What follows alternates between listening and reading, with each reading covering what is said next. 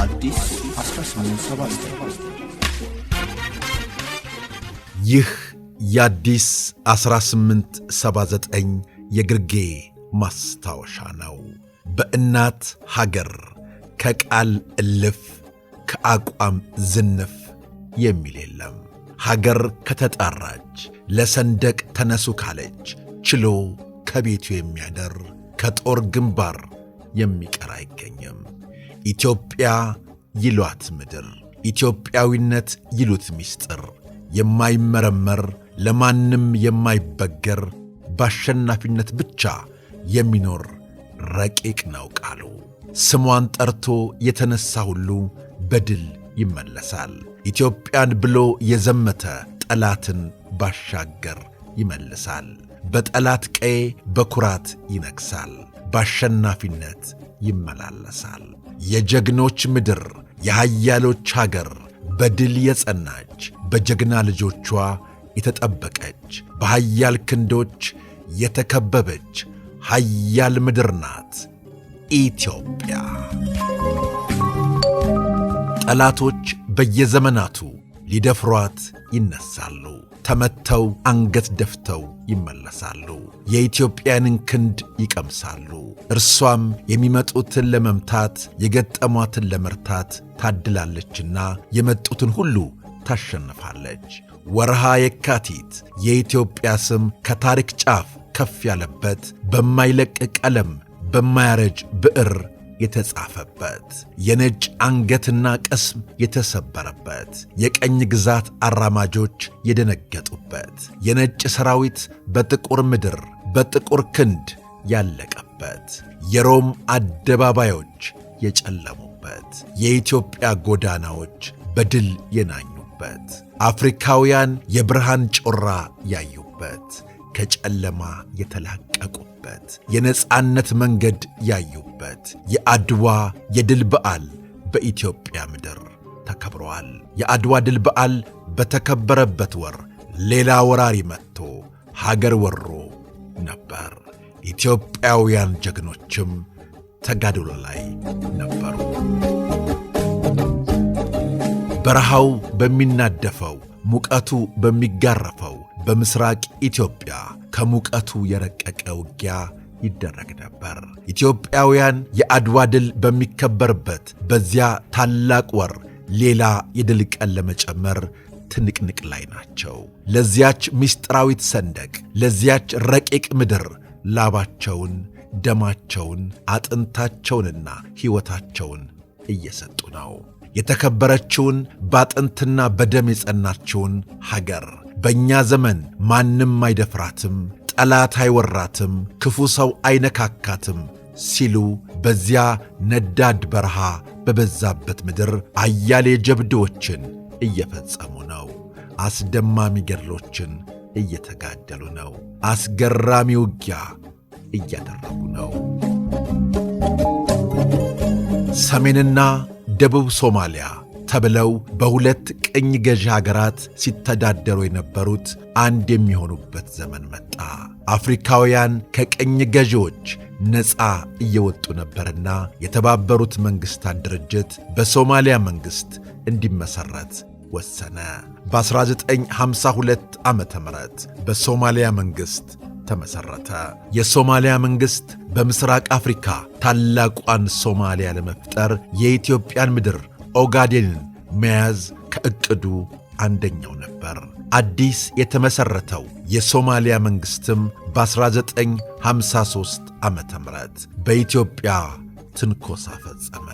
የኢትዮጵያ ልበብርቱ ጦርም ረጋግጦ አባረረው። ለዓመታት ራሱን አደራጅቶ በ1956 ዓመተ ምህረት በፌርፌር በኩል ዳግም ወረራ ከፈተ። አሁንም ክንደብርቱ የኢትዮጵያ ጦር ድምጥማጡን አጠፋው። ኢትዮጵያን መንካት ከኢትዮጵያ ምድርም ቆርሶ መውሰድ እንደማይቻል የተረዳው የሶማሊያ መንግሥት በሽንፈቱ እየቆዘመ ለዓመታት ተቀመጠ። አዲስ ወረራ ግን ማሰቡ አልቀረም። ፕሬዝደንት አብዲራሺድ አሊ ሸርማርኬን በመፈንቅለ መንግሥት አስወግዶ ሥልጣን የጨበጠው የዚያድ ባሬ መንግሥት ድንበር ማስፋፋትና ታላቋን ሶማሊያን ለመገንባት ተንቀሳቀሰ። ከአረብ ሀገራት በሚያገኘው የገንዘብ ድጋፍ ግዙፍ የምድር ጦር፣ የአየር ኃይልና የባሕር ኃይል ገነባ። በዘመናዊ መድፎች፣ ታንኮች፣ ተዋጊ ሄሊኮፕተሮች፣ በፈጣን ተዋጊ ሚግ አውሮፕላኖች፣ በአየር መቃወሚያ መሣሪያዎች፣ በጸረ ሰውና በጸረ ታንክ መሣሪያዎች፣ ረጅም ርቀት በሚመቱ መትረየሶችና በሌሎች ሰራዊቱን አስታጠቀ። የሶማሊያ መንግሥት እንዲህ እየተደራጀ በነበረበት በዚያ ዘመን በኢትዮጵያ ዘውዳዊ ሥርዓት እክል ገጥሞት በወታደራዊ መንግሥት ተገልብጧል ወይም ተተክቷል። ለረጅም ዘመናት በነገሥታት ስትተዳደር የነበረችው ኢትዮጵያ የንጉሡን ሥርዓት ሽሮ አዲስ ሥርዓት የያዘ መንግሥት ያስተዳድራት ጀምሯል። ወታደራዊ መንግሥት ኢትዮጵያን ተቆጣጠረ።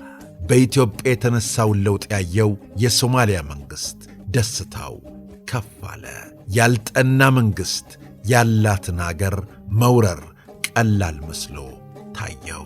የሶማሊያ መንግሥት በኢትዮጵያ ሲንቀሳቀሱ ከነበሩ ነፃ አውጪ ነን ባይ ቡድኖች ጋር ወዳጅነት መፍጠር ዋነኛ ዕቅዱ አድርጎ ተነሣ።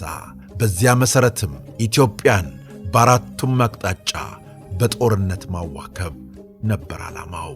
የሶማሊያ መንግሥት በኢትዮጵያ የሚያግዙትን ቡድኖች ካደራጀ በኋላ የወረራ ተግባሩን መፈጸም ጀመረ። በደሎችንም በኢትዮጵያውያን ላይ ይፈጽም ጀመር። በኢትዮጵያ ውስጥ የነበሩ ሌሎች ድርጅቶችም በኢትዮጵያ ላይ ጦርነት ከፈቱ። አዲሱ መንግሥት ከባድ ፈተና ገጠመው። የዚያድ ባሬ ጦር ደገሃቡር፣ ቀብሪ ዳሃር፣ ዋርዴር፣ ጎዴና ሌሎችን የምሥራቅ ኢትዮጵያ ከተሞችን ወረረ። የኢትዮጵያ ሰራዊት በውስጡ ወረራውን የሚደግፉ ሰዎች ነበሩበትና ረግቶ እንዳይዋጋ እክል ገጠመው። ይህን ያዩት ደፋሩ ጓድ መንግሥቱ ኃይለ ማርያም ጦር ይዘው ወደ ካራማራ ገሰገሱ። ጓድ መንግሥቱ ኃይለ ማርያም አዲሱ መንግሥት በቂ ጦር አሰልጥኖና አደራጅቶ ሀገር የወረረውን የሶማሊያን ጦር ረግጦ እስኪያባርር ድረስ የኢትዮጵያ ሰራዊት እንዲከላከል ትእዛዝ ሰጡ። በውስጡ ተሰግስገው ጦሩን ሲያሸብሩ የነበሩት በጦሩ ፊት ተቀጡ። የጓድ መንግሥቱ ኃይለ ማርያም ትእዛዝ ሀገርን ከአደጋ የታደገ እንደነበር ጓድ ፍቅረ ሥላሴ ወግደረስ ጽፈዋል። ኢትዮጵያ በወራሪዎችና በባንዳዎች ክፉ ሥራ ተወጠረች። አዲሱ መንግሥት በየአቅጣጫው ተወጠረ።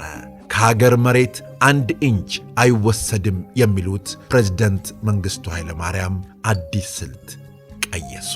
በሥራ ተጠምደው በርካታ ተግባራትን ፈጸሙ። ሀገራቸውን የወረረውን ወራሪ ለማስቆም የእናት ሀገር ጥሪ ማድረግ ግድ አላቸው። ጓድ መንግሥቱ ኃይለ ማርያም በሚያዝያ 4 ቀን 969 ዓመተ ምህረት በመገናኛ ብዙሃን ፊት ቀርበው ሀገራዊ ጥሪ አቀረቡ።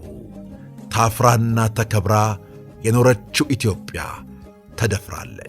በአሁኑ ሰዓት የአብዮታዊት እናት ሀገራችን ዳር ድንበርና የማይገሰሰው አንድነታችን በውጭ ኃይል እየተደፈረ ነው።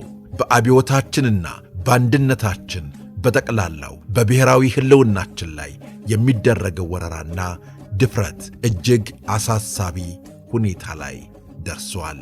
ለብዙ ሺህ ዘመናት አክብሮን የኖረው አኩሪ ታሪካችን በዚህ አብዮታዊ አዲስ ትውልድ መጉደፍ የለበትም።